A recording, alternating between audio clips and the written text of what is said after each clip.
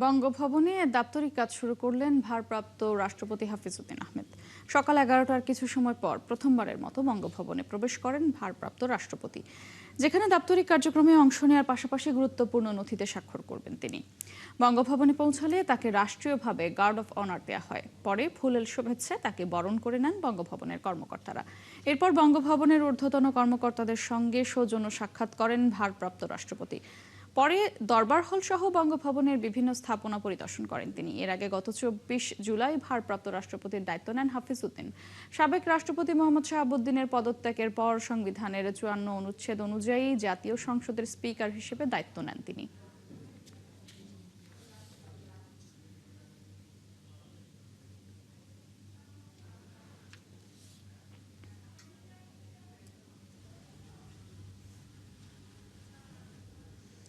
বঙ্গভবনের রাষ্ট্রপতির প্রথম দিনের কার্যক্রমের আরো খবর জানাতে আমাদের সঙ্গে যুক্ত হচ্ছেন সহকর্মী ফরহাদ ইবনে মালিক।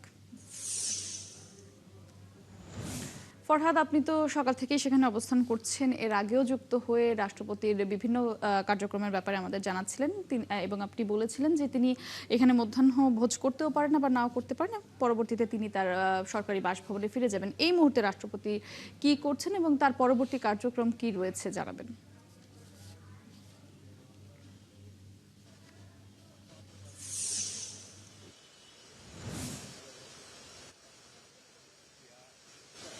মৌটুসী ভারপ্রাপ্ত রাষ্ট্রপতি সকাল 11টার কিছু পর বঙ্গভবনে প্রবেশ করেছেন। তাকে পিজিআর এর মাধ্যমে গার্ড অব অনার দেওয়া হয়। এরপর তিনি বঙ্গভবনের যে সদস্যরা রয়েছেন, কর্মকর্তা যারা রয়েছেন, তাদের সাথে আলোচনা করেছেন, মত বিনিময় করেছেন, পরিচয় পর্ব সেরেছেন, বঙ্গভবন পরিদর্শন করেছেন। পরিদর্শন শেষে তিনি তার যেই নিয়ম অনুযায়ী, রাষ্ট্রপতির নিয়ম অনুযায়ী যে সকল কাজকর্ম থাকে, দাপ্তরিক কাজ তিনি সম্পন্ন করেছেন। পরিদর্শন বইয়ে স্বাক্ষর করেছেন। এখন যেহেতু জোহরের আজান দিয়েছেন, আমরা বঙ্গভবন মারফতে যে তথ্য জানতে পেরেছি, তিনি জোহরের নামাজ আদায় করবেন।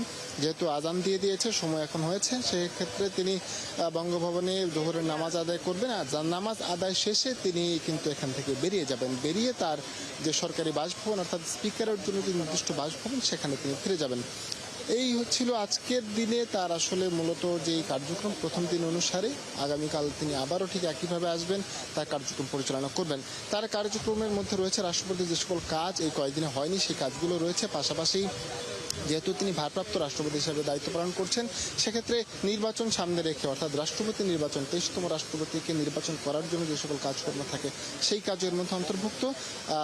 প্রধান নির্বাচন কমিশনার তার সাথে সাক্ষাৎ করবেন। যেহেতু স্পিকারের সাথে, ভারপ্রাপ্ত স্পিকারের সাথে সাক্ষাৎ করেছেন, নির্বাচনের একটা দিনক্ষণের ব্যাপার রয়েছে, রাষ্ট্রপতির অনুমোদনের ব্যাপার রয়েছে, সেই বিষয়গুলো তিনি দেখবেন এবং দেখভাল করবেন। তিনি অনুমতি দেবেন দায়িত্ব পালনের ক্ষেত্রে তার যে সকল কাজ পরিচালনা করতে হবে।